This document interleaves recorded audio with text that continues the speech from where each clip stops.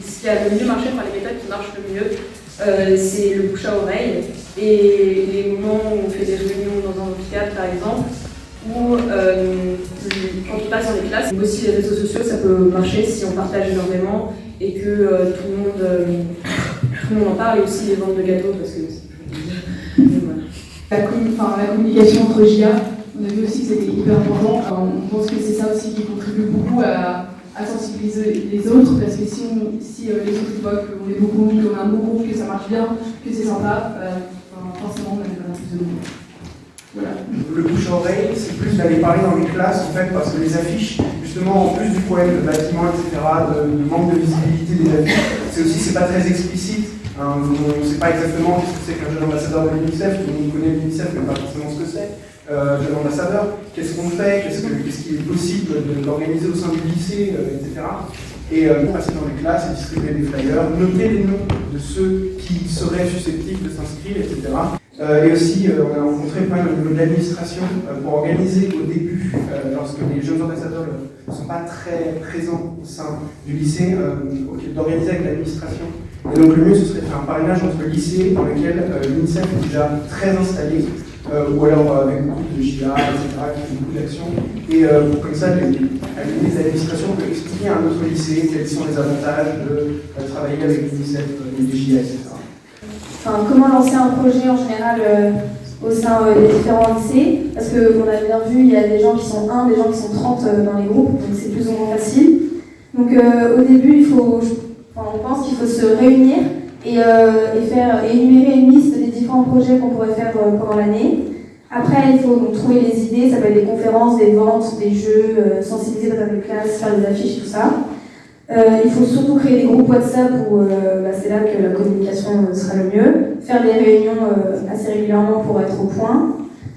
Sensibiliser avec des affiches. Quand on a des gros projets, avoir des chefs de projet qui s'occupent un peu plus. Et il faut montrer des vidéos, des diapositives de ce qu'on a déjà fait, des différents projets de l'UNICEF, des journées très importantes et tout ça. Pour tout ça, il faut déjà avoir beaucoup de JA. Donc, premièrement, ce qu'il faut faire, c'est recruter. Voilà. Donc, ça, c'est évidemment, il faut passer dans les classes et en parler un maximum autour de soi. Voilà. Parce que malheureusement, des fois, les affiches, comme certains l'ont déjà dit, c'est pas forcément très accessible. Voilà.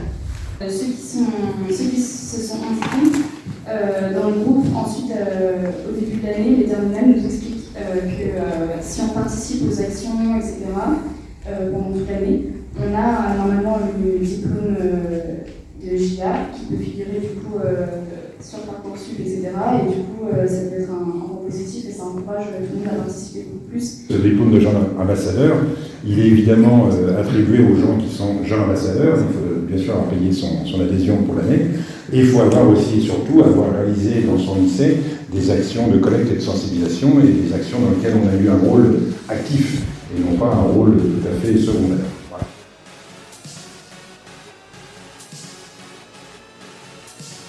Nous, on a réfléchi aux étapes de dialogue entre les JA et l'établissement.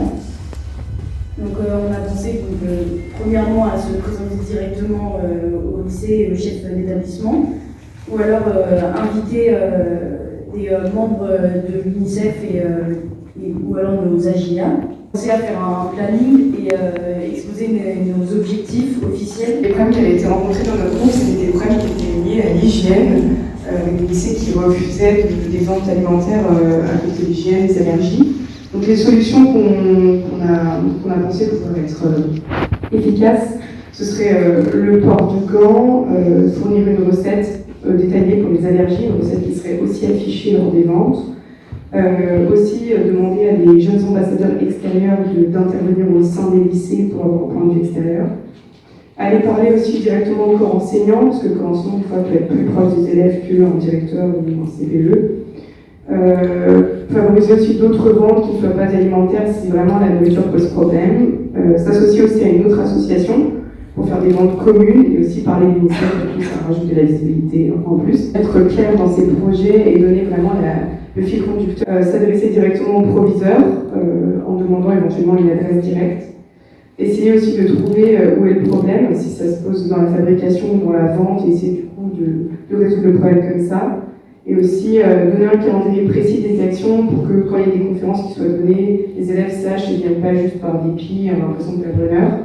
Et faire des événements aussi soutenus par les élèves qui du coup contraignent le lycée à accepter de suivre les événements.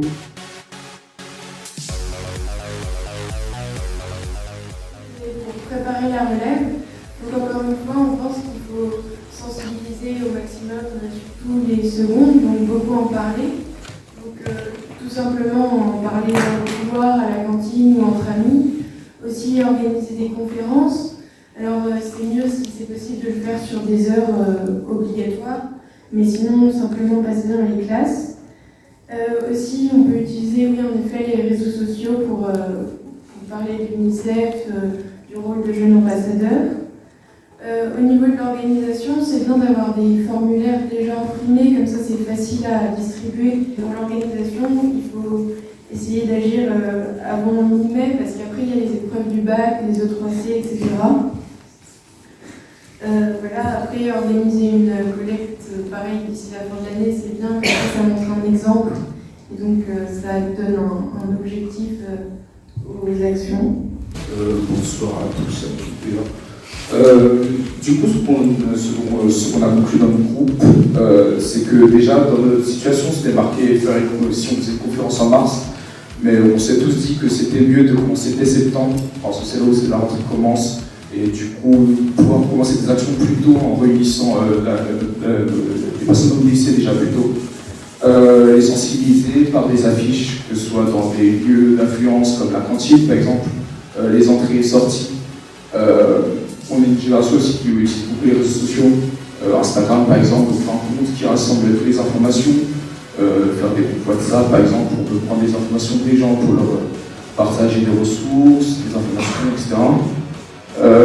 Sinon aussi, plus parler des bonnes raisons que de devenir GRD ou les plus jeunes, les secondes du coup, puis ils ont plus de temps à les faire plus participer, qu'ils arrivent vraiment à primordial dans les actions, qu'ils se sentent valorisés, qu'ils soient responsabilisés et qu'ils aient plus tendance à continuer les années ensuite.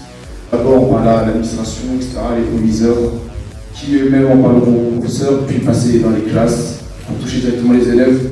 Pourquoi pas faire des grandes réunions ensuite, etc.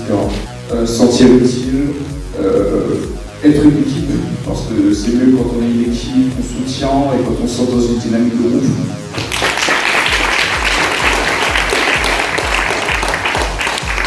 Merci, bravo à tous. Je crois que les trois thèmes ont été bien travaillés et vous avez bien mis en lumière les points fondamentaux.